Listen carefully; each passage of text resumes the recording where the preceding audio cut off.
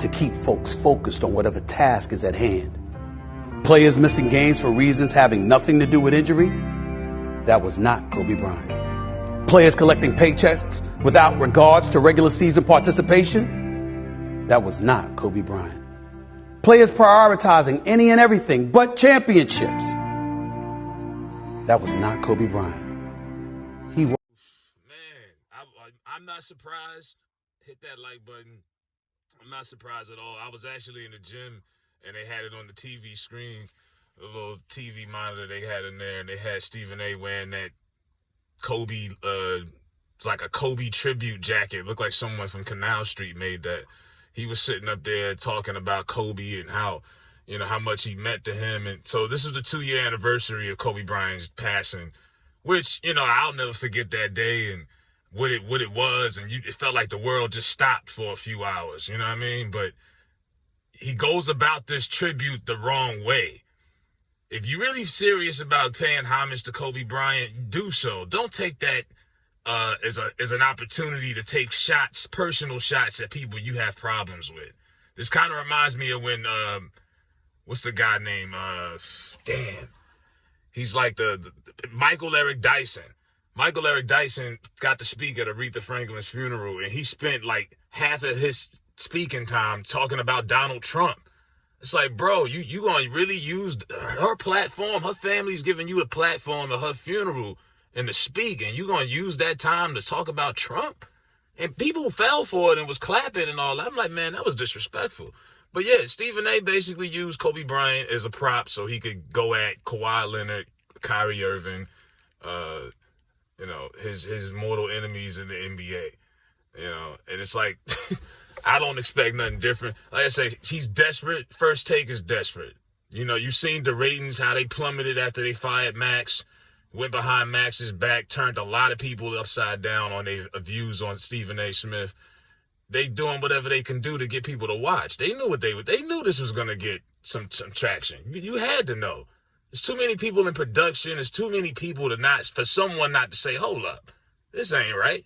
Now, they'll probably, if public opinion gets him, or either somebody on YouTube or flame him hard enough, and he'll come out and apologize. He has no shame at all. He's apologized for how many times, and then you got that baby boomer effect where you got this 50-something-year-old man who is not, he sees the world differently than this younger generation does. I mean, even if you look at the way he was taught, go to get a job, get a good job, stay there for 40 years, retire. He's been fired like twice by ESPN. Millennials, my generation, nah. Most of us got resume a mile long. We'll get a new job in a second. We ain't tied down to no one thing for 40 years. That ain't how we think. The average athlete, even the best in the world, some of them already on their third and fourth team before they turn 30. Like they criticize the guys who do that. And because they generation, you stayed with the same team for 10 years, and it's a different time. It's a different time, and he can't stand anybody that is rage against the machine. Everything's got to be public. You keep it politically correct and all of that, and you always do whatever the boss tell you. And he has no backbone, and he doesn't understand anything about someone standing up for themselves at all.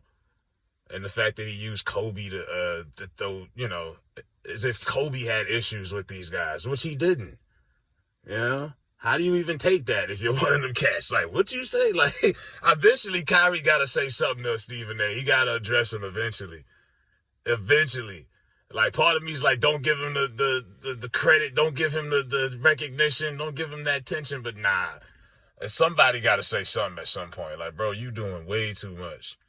You supposed to be the face of the network. You the blackest face of the network.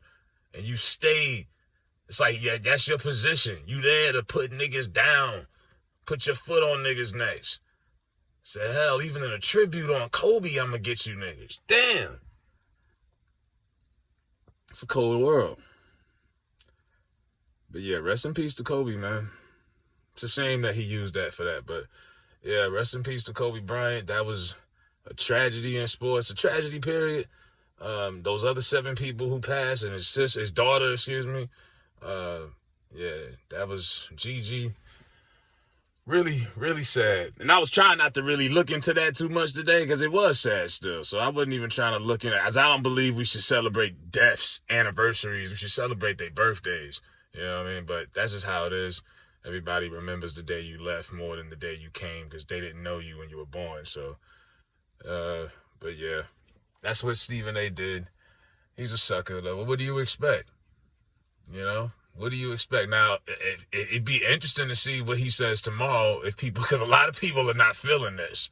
A lot of people are not feeling this. Like, this is a new low even for you, Stephen A. Like, people on Twitter are really upset.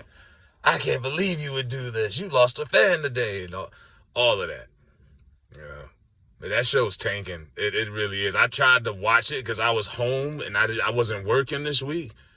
And I'm sitting there and I'm like, damn, this shit is bland. It's Stephen A., it's Marcus Spears, Dominique Foxworth, who doesn't look like he brushes his hair. Just ridiculous. You know, Molly looks good, but she's annoying. She's butting in the conversation the whole time. Even though the camera's not on her, the whole show is all over the place.